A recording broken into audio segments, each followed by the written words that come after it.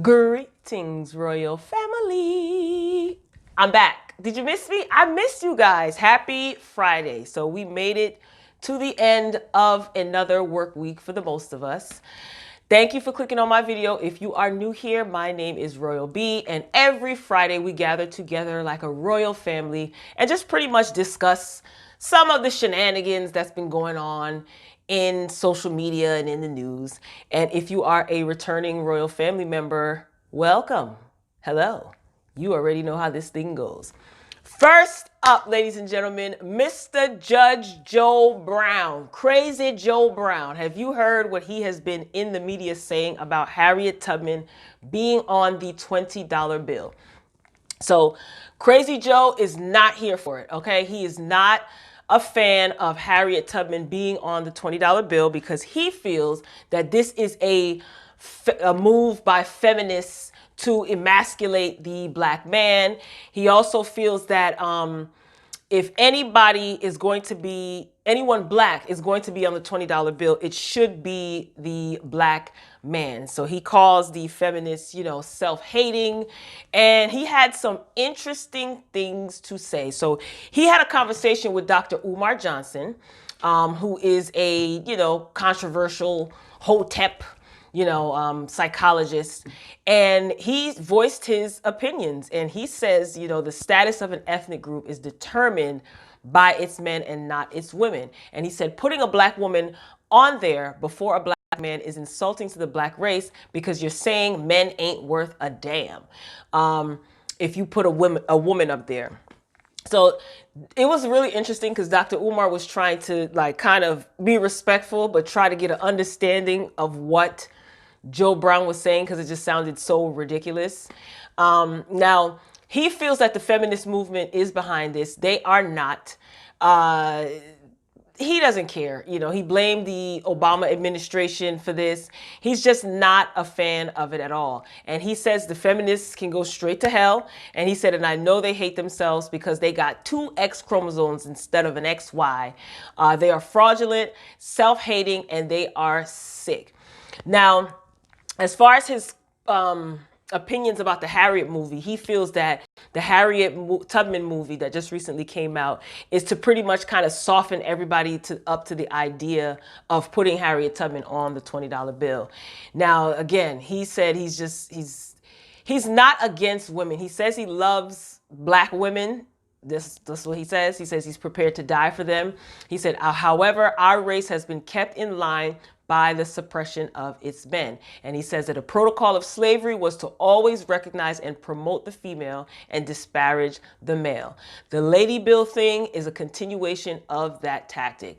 So he feels that the the emasculation or the dismissing of the black male is something that is detrimental to the black race. So he feels that it should be a black man that should be on the $20 bill before a black woman. So it doesn't seem like he's against a black woman being on the $20 bill. He just feels that the black man should be on there first. So, he did, the Breakfast Club reported earlier today in their, I think it was the rumor report, Angela Yee stated that Judge Joe Brown challenged the Breakfast Club to a debate because I think it was Charlemagne that just says that he's ridiculous and he's not going to argue with someone who Harriet Tubman would have shot, referring to Judge Joe Brown. So Judge Joe Brown wants to go up to the Breakfast Club and have a debate. And Judge Joe Brown did call the Breakfast Club moist and soggy. I have no idea what he means by that. And they laughed about it, and they said that Joe Brown wanted the Breakfast Club to pay for his ticket to come sit on their platform. So they said it's not happening. Now, here's a question that I want to pose. I'm not saying that Judge Joe Brown is right or wrong because you have to take into consideration he's in his late 70s, early 80s or what have you. So his frame of mind is a lot different than someone in my age group because he's seen the world at a different time racially, Is he making us critically think? And here is why I ask that, because I'm going to be honest. When I first heard that Harriet Tubman was going to be on the $20 bill, which the current administration is pushing it back to 2028, by the way. So it doesn't seem like this is happening anytime soon. Anyway, when I first heard that Harriet Tubman was going to be on the $20 bill, the first feeling that I had was skepticism. I was like, why are they putting her on the $20 bill? Not because, for any negative reason. Well, not really. Not because she was a woman or anything like that, but because she's black. She's a black woman. I'm saying to myself, why are they so interested in putting Harriet Tubman on a $20 bill? Just real skeptical. And it's a shame that I have to be like that, or that I think that way, but I've just become real skeptical and looking at certain things sideways when it comes to us, if you know what I mean. So that's just my personal opinion. You in this country, you kind of have to look at certain things like, what's the motive behind this? Moving along. Let me know what you guys think. Is Judge Joe Brown tripping? Does he have a point? Could he have articulated his point a lot better? What do you think? Get in the comments respectfully. Let me know. Moving along. Still staying on the same topic of Harriet Tubman. So did you hear that there was a studio executive who thought that Julia Roberts would have been a good fit to play the role of Harriet Tubman? Did you guys hear this? And the studio exec basically said, like, no one is going to know the difference. Right. So a Hollywood studio executive once suggested the idea of Julia Roberts playing the iconic abolitionist and activist Harriet Tubman in a biopic, according to Harriet's screenwriter, Gregory Allen Howard. And Howard was asked about the production history of the long gestating Tubman biopic, which became Harriet. So apparently this has been 26 years in the making. And he wanted, the screenwriter, he wanted to turn Harriet Tubman's life, which he studied in college, into an action adventure movie. If you guys seen Harriet, let me know what you think. I will spare my feelings on the movie.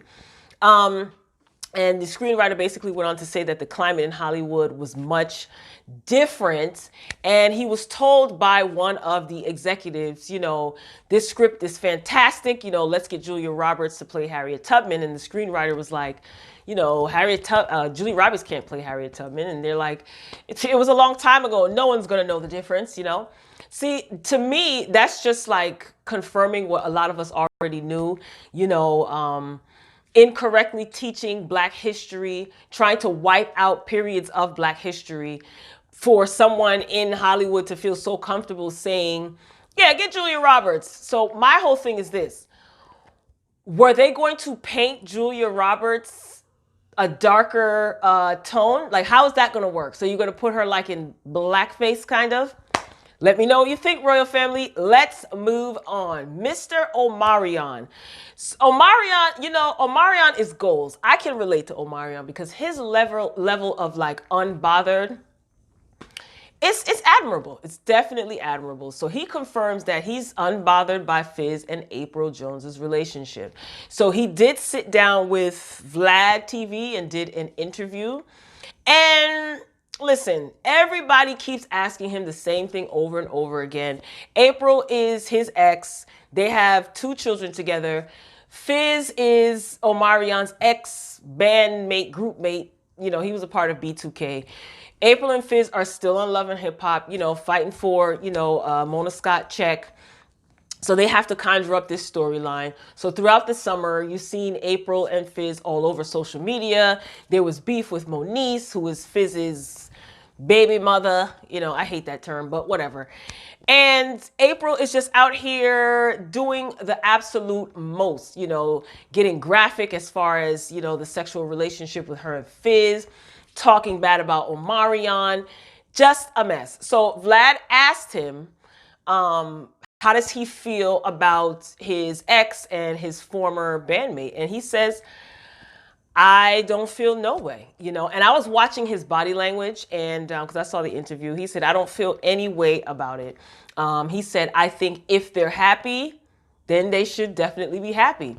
One thing that Omarion does wish, though, is that Fizz and April would kind of change the narrative, and he went on to say anything that affects April will in turn affect his kids, and that will affect him. So he says he thinks that they should just, change the narrative. And he went on to say, like, she's still the mother of my children. When something affects her, it affects my kids, and that affects me.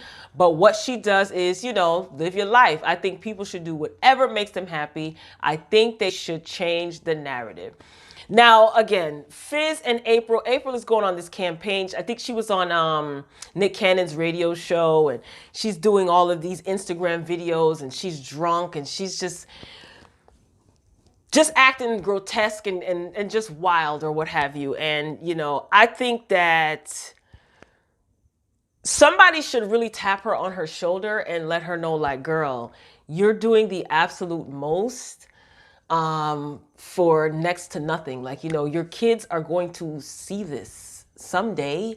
I don't know how old their kids are. I think they're like 5 and 4 or something like that. And I think they broke up like 3 years ago in 2016. So a lot of people don't believe that Omarion is unbothered. They think that he's very bothered and he's faking. Lonnie Love talked about it on The Real. She's one of the co-hosts of The Real. And she feels that Omarion is, going along and just kind of pulling a PR stunt. And let me tell you what annoys me about this, right? Why is it that when people tell you that they're not bothered, they're telling you the truth and you choose not to believe them? Like, everybody is not bitter after a breakup. You understand what I'm saying? Like, some people are truly not bothered. And even if he is bothered, right? He's handling this well. And let's say he is bothered, okay? He's handling this well because they do have kids together. And I think that is his number one priority, because until now, he hasn't said anything. Like, I mean, April went on like the entire summer, like before Love and Hip Hop returned. And even now, like, everything was about Omarion. She's going on all these all these radio shows and talking about he only gives her $700 and he's mean and all of this stuff. And he has not uttered one word about her, not on social media, not in any interviews. So I think that he is doing the right thing because he's taking his children into consideration. But I really believe that he doesn't care. Like, when people do things to get your attention, they throw jabs, they throw little, jokes with, they disguise things as jokes when they're really trying to take digs, or they do stupid, silly stuff to try to get your attention. And when you literally ignore them, they really get angry. And I think that's exactly why April keeps going on and on and on about it. I mean, he says, like, I wish you luck. Like, just move on. I don't believe that he's bothered. I just feel like April and Fizz, their behavior is just trash. I think Vlad said to him, Fizz said that you guys just have a working relationship, and he was just like, oh, okay, yeah, well, we just have a working relationship. You know why Omarion's unbothered? I think one of the reasons why, number one, because I think he's over her. Number two, he's over Fizz too, and number three, he don't need them. Like, he can totally go on tour with all of his music without any B2K music. He probably could perform some B2K songs. He is good. I think that Omarion should hurry up and come out with some new music. I think he has a single out or something like that, and just keep it moving. I don't think that he should put any more emphasis on this question, because people are going to keep asking him, especially if he's coming out with music and trying to promote. I think the way he answered the question was perfect, whether he was media trained or not. I mean, think about it. What did Omarion really lose in this situation? Like, April's behavior is trash. Like, and his homeboy, Fizz, he's trash too. So what did he really lose? It's like the garbage took itself out. So he ain't losing. Like, he told y'all years ago he got an icebox where his heart used to be. So y'all didn't listen. He don't care. But I don't feel that he's putting on an act. I really don't. And like I said, he's thinking about his children. And at the end of the day, he doesn't have anything to prove to anyone. So April can continue to be out here acting like trash. But again, your kids are going to see this, mama. So I don't know. I don't know. What else? What do you guys think? Like, do you think that Omarion is faking it? Do you think that he's hurt and like a sad puppy? What do you think? I'm sorry. I don't think he cares. Grammy nominations are in, y'all. So the Grammys, the nominations are in, and I have to say that I am underwhelmed. I am not really feeling it.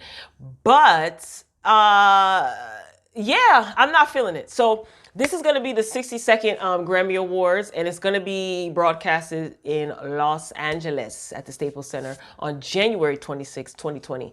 For some reason, I thought that the Grammys come on in February, but whatever. Alicia Keys is going to be hosting again. I was not impressed with her hosting last year. I just wasn't. I wasn't really entertained. I think, who do you think would be a good host for the Grammys this year? I say either Kevin Hart or Dave Chappelle. Dave Chappelle, because he's having like, oh no, he can't, because he's nominated for a Grammy, believe it or not, for his comedy album. Can he still host if he's nominated?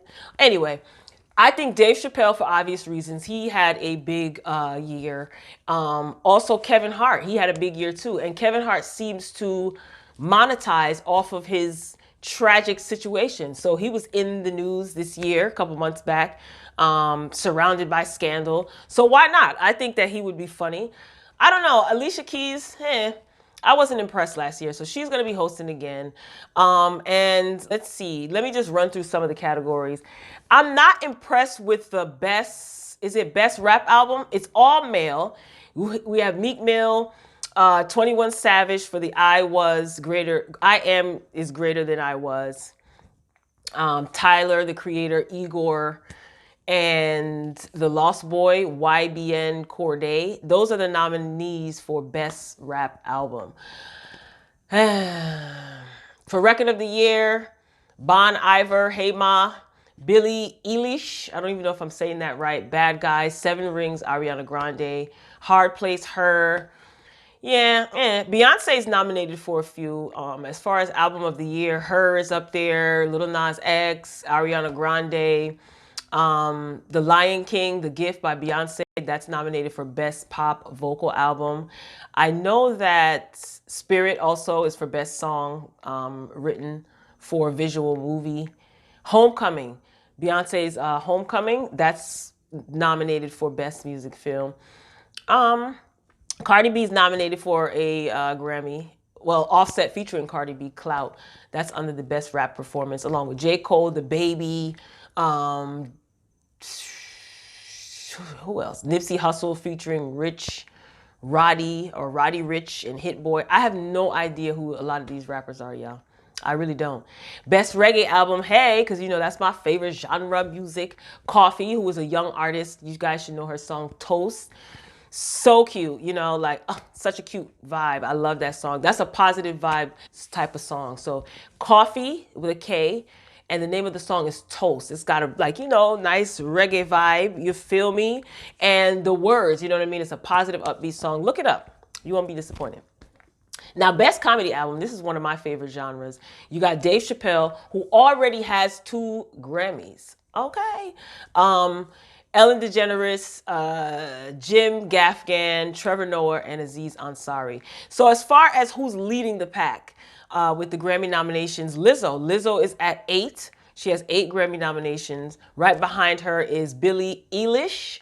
I don't know if I'm saying this right, but you'll correct me. And Lil Nas X, they're both tied with 6 nominations apiece. Miss Ariana Grande, 5 Grammy nominations. This is a big night for her too. And Beyonce is right behind with 4. So, and Lizzo, Ariana Grande, and Beyonce are in, I think, 2 categories or 3 together. Anyway, so yeah, I mean, I'm not really excited about like Best Rap Album. You know what I'm trying to say? It was all male, not one female. And who do you think could have been up for a Grammy in the Best Rap Album category that is a female? Excuse me. Ooh. But Lil Nas X, he's nominated for Best New Artist too, I think. Yeah, Best New Artist, Black Pumas, Billie Eilish, Lil Nas X, Lizzo, Maggie Rogers, Rosalia, Tank and the Bangers, and Yola. But wasn't Lil Nas X nominated for Best New artist last year, or was that what Cardi won last year? I don't know.